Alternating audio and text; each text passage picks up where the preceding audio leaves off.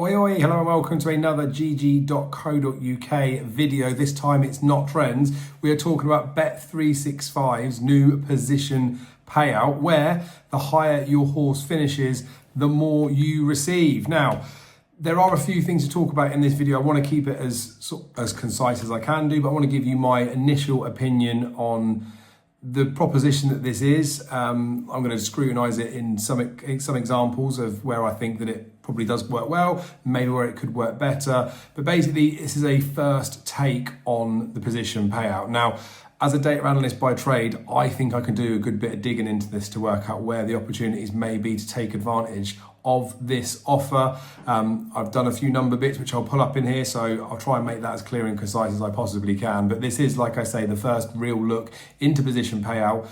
It could be a case that Bet365 might make changes to these or tweaks as the weeks go on. But as it stands at the moment, I'm going to pull up some figures, share some screenshots of some markets that I've looked into and explain to you guys what I think of the new offer. So as I say, the higher the finish, the more you win. It's available on UK and Irish races from 10 AM. It's one of these, again, that it's for new and eligible customers. Now, it's come from Betfair founder Andrew Black. He reveals a radical idea to shake up betting on racing and combat dwindling interest, it says in a Racing Post article. I'm just going to read you an excerpt from that to kick things off. Andrew says, each way betting is a dinosaur fit for extinction. Mathematically, it has no particular merit. Bookmakers like it because it's extremely bad value for the mug punter, and some pro punters like it because in certain cases it's a steal. If racing is to take itself seriously, it needs a better product. A performance bet is a much better option. The better your horse does, the greater the return on the bet. A win gets you more than second place, but second gets you more than third, etc. Maybe the bet return degrades in a Fibonacci scale. I've seen these types of bet payouts in other sports and it works well. So look, that's the founder's thoughts on it. I would say the best possible way to analyse someone that's invented something that's promoting it, they would be doing just that. They would be giving their take on things, possibly through rose-tinted glasses, but I'm here to sort of fairly analyse this and, like I say, give you my first thoughts on here. So, Saturday there was some good racing, right? I thought there'd be a few markets of interest to look in there. Bet365, of course, have their typical outright race card markets where best odds guaranteed are in there. The position payout, by the looks of it on the T's and C's, and what I've looked into, does not include best odds guaranteed. So first and foremost in there, with most thing betting related, if you see the price of a horse is bigger than you think its chance is, there is a chance that you're wrong, which means the price could get bigger. But if you're right, the price will shorten up. So whereas best odds guaranteed is very helpful and good to save you with the fact that, you know, if a horse does drift, you would get paid off at the bigger prices. And of course, drifters do win. Ideally, you want to be beating the market. So my initial thought with the fact that best odds guaranteed isn't included in there, it doesn't particularly bother me because you would be hopefully assessing the market from a value perspective. But I understand that not everybody is that way inclined. Some people just like to have a bit of a bet. I would just go through some of the general details on it. The thing is, it's the fact that if the horse finishes higher, the more you will return. It's a new way of betting. They're talking about not just rewarding winners, but rewarding horses where they finish. So again, like the higher your horse finishes, the better for it will be. It's very simple to use, isn't it? If your horse finishes first, you'll get more money than if it finishes second. And like Andrew says, if it finishes third, you'll get more money for second than third, and the extra places that go in there. So look, I think it's fairly self-explanatory how it probably works, but we need to get into the bones of what the prices are and how the value might sit. Now, I probably picked a bad market to look at in the first instance, but I found some interesting insight from there, so I definitely think it's well worth sharing. I picked a race with Almacam in. You remember this one from the weekend. It was a 7-runner race. World champion eventually won the race. And we were talking about this on the weekend, watched that 3-year-olds have a bad record in the race. So I looked at this one thinking, there was a few older horses, maybe there was an in to bet one of these. But the main reason why I chose this one is it was first place and second place. There is no scale, I guess, of if your horse would have finished third. Like the place terms of it are the place terms of it. So this is a very black and white example and very easy and hard and fast to work out what the difference would be if you use the position payout, whereas if you decided to use just normal each way terms, it is only the first and second. You can work out from the same stakes what the returns would be. So I've done the maths on this. I will just put this with a caveat that I'm open to be challenged on this. Like if I've made any mistakes on this, then please let me know in the comments. I'm sure I've got this right, but don't take this as completely not a gospel, even though I'm sure it's fine. Now, obviously with a horse, I don't want to get into too much depth for this, but most of you will understand this, but a horse's price is indicative of its potential chance in a race.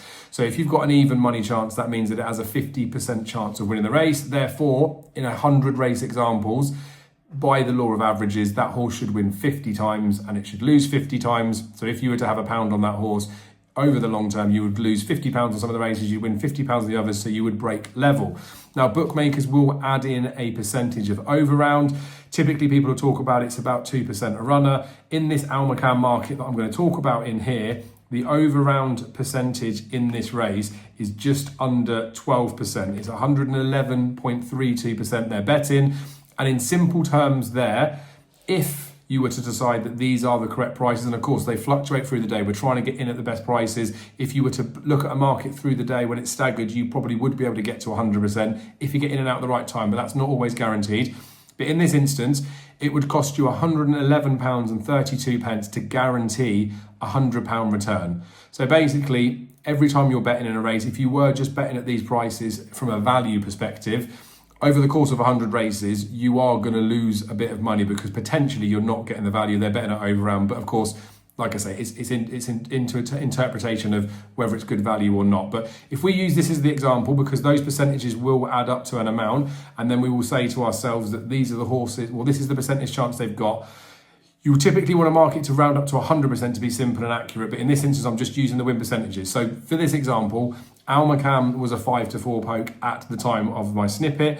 That means he's got a 44.44% chance of winning the race. If we were to use that in a 100 race example, 44 times or 44.44 times, Almacan would win. So if you were to back that horse, it would win 44 times out of 100.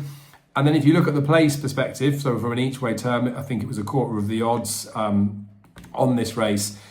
It's 1.31, so that's sort of 3 to 10. But basically from a percentage perspective, that is suggesting that in 76% of instances, this horse would place. So if you've got 44 of those instances where the horse would win, that includes the place. If you then look at the fact that there's 76% in total races that would encompass the win and the place, you can take the difference between the two of those, which means 44 times out of 100 the horse was going to win, and 32 times, I rounded that up, the horse would place, obviously not win, but you would get some sort of drawback. So like I say, don't want to make this too word or too confusing, but that's the bare bones of how I've worked this one out. Like I say, nice and easy because the position payout does pay better the higher the horse finishes, but this is a very quick example to show you maybe wouldn't be backing a 5-4 shot Almacan each way. So there in the position payout, do you really care if you get a bit of money back per second? Well, maybe you should in the long term. So we're going to look at that. And in the instance I've talked about there with Almacan, I'll bring the price up on the screen. I won't go through every single one of them, but you can see for Almacan, the £10 view is what I've pulled up on here. So you get £16 if Almacan won, and you'll get £11 if Almacan comes second. So they do money back offers for second. I haven't scrutinised that in this video. I could look at that at another time, but ultimately you're going to get a bit of profit. You're going to get paid 1 to 10 if Almacan comes second, but you're going to get paid 1.6 if the horse wins the race. Now, if you were to split that £10 stake as a £5 each way bet, Almacan winning would pay you £17.81. Almacan coming second would pay £6.56. So in that instance, you can see you'd lose, well, you get paid less on position payout for it winning, but you get paid a lot more if the horse places. And as I talked about in the percentages, the 32% of the time this horse in theory should place when he's not going to win the race. Does that extra money equate to covering the offset that when he does win, you'd lose? Because of course we know with horse racing, a single instance is not a strong enough example. We're talking about this as a long game. In the long term, if you kept doing the same things, what is the best way to do things? I've done this with Almacan, and I can also pull the figures up with another horse as well at a bigger price. I did it with Bay City Roller for no particular reason other than the fact that the horse was double figures, but not a massive rank outsider like Certain Lad or a Curial Secret, because I can do this with all of these, but it was just an easier example because in your 100 examples, there was more wins that would come out of this particular horse. Like I say, it doesn't really matter in that instance, but I've shown you, a couple of likely outcomes. So for Almacan, talked about the fact that 44 races out of 100 or 44.44 would come in there. With the price that the horse has been priced up, When you look at that in terms of percentage and you look at total stakes, if you did the 100 examples, you're going to get your £100 back. Like I say, the over round is in there, so you'd lose a little bit of money in the long term. You'd get that just from the win part. If you were only backing win only on these horses, if you were to do the each way alternative, which would be £5 each way on these horses, the win part of that, you'd get £79.17 back. The place part, you get £20.83 back. But again, because these percentages are worked out on the implied chance that the price is, you're going to get £100 back on these. I don't want to say fictitious prices because they're not, they're real prices, but the market has been built on the prices they've got. So I'm assuming that is the actual chance the horse has got. You can really tweak this even further. If I was to say that Almacam should be a 1 to 2 poke, my implied percentages of the win and the place would be higher, which would mean the return would be higher. But in this instance, I'm saying they've got the chance that they've got. So the win and the each way part of it, traditional markets, because we're using that price to dictate the chance of the horse, you're going to get your £100 back. It's going to be level, but obviously in an over round perspective, it would actually cost you £111.32 to get that £100 back. If we move on to the position payout market, again, we can use the same percentages. 44.44 times of the race based on the race card price. This horse would come first. Like I say, it pays £16 rather than the £17.81, so we can work that out. That means that the position payout would be £71.11 for those win bets, which is £8 less than you'd get from the win part of an each way bet. But then when we look at the position payout place, so for the horse coming second, instead of £20.83 like you'd get from an each way bet, you'd get £34.92. Basically, in total, £106.03 would come back versus the £100 of either backing win only or backing each way. Now, sounds like not very much money. It doesn't sound like it's huge, but like I said, if it's going to cost you £111.32 to win to pull yourself back to this number, then you're losing half as much by betting position payout. So in this particular instance, not that we would probably be doing it with a 5 to 4 shot, but actually position payout in the long term, given the fact that not every horse will win, and typically you might have been backing horses to win, but then they come second, so you might get a little bit of extra return, actually pays out quite well in this instance. So a smaller market, I know the position payout, they're looking at doing it from like 1 to 6 places, so you may see that's bigger, but this actually isn't a bad market to be betting in. Bay City Roller, the one that's a bigger price, might be more of an obvious horse to put in this market because look, an 11 to 1 poke in a 7-runner race, you might want that insurance of the horse coming second. If you were to do money back offers, of course, it would just be your tenner back. In this instance for Bay City Roller, if you were to do your fiver each way, you get 78.75 for the win perspective. That includes the place part. If it just placed, you'd get 18.75. On the position payout, it's 65 for the win, so 13.75 less, but £28 for the horse coming second. That's just under a tenner more than the place part the other way around. Now, the win and the place perspective, you might argue that a bigger priced horse has got more chance of placing than it has from winning. There is a whole lot of mathematics you can delve yourself into on implied chance at price of where they might finish in a race in terms of 7-runner race, whether they should finish 1, 2, 3, 4, 5, 6, 7. So the rank outsider, for example, has more chance of finishing last than the favourite would, and you can work your way down with it. But they're in price ranking, and we're using the way we're using it in here. So in this instance, Bay City Roller would win 8 races out of 100, would place in 26.67 races out of 100, so 27, and that means there's 18 races where the horse would come second, not win, because of those 26 or 27% of wins, some of them, or places, some of it's considered in the win, right? I know it's a bit confusing, but we'll go through it again. The win part of it, if you were just to do win only on this race, you would get, it would be 100. It's 100% because of the way we've used the percentage on it from the race card book, okay? If you do the each way bet, £5 each way on these dividends, comes out the same. It would be the 100 that you would get back off that instance, hypothetically, still an over round market, so you would lose a little bit of money, but still, they're flat on 100. If you use those race card odds, which we're using, it will return the 100. That's how it is. We could flip this and use the position payout as the percentage chances, but that's not accurate because they're paying you more for the second than the actual terms of the each way bet. So we are with that. But when we look at the win and the position payout place, the position payout win would return 54 out of the 100, whereas the normal each way win would return 65. So there's an £11 discrepancy there. But on the place perspective, you'd only get £34 back, whereas in this instance, you get £51.34. So the total figure is £105.51. Again, in the instance of whichever horse you would bet in a market like this, where it's 2 places for position payout, you would long term, during, like I say, we're using just the percentage book that the bookies have made this, you would make more money in the long term backing position payout than you would backing in the outright market. Now, I know it's very easy for people to look at these markets and poo-poo them and say, look, the win dividend's worse, or the place money doesn't look like it's that good, or you want to back winners and all those types of things in there. But from the figures and the way that I've worked this out, it would be beneficial to back in the position payout market rather than just the win-only market in this instance, and rather than in the each way market. Like I say, you wouldn't be backing a 5 to 4 shot each way, but if you were to use the position payout rather than using just win only, you would make more money. Again, it's based off the implied chance that the bookmakers are forecast through their tissue.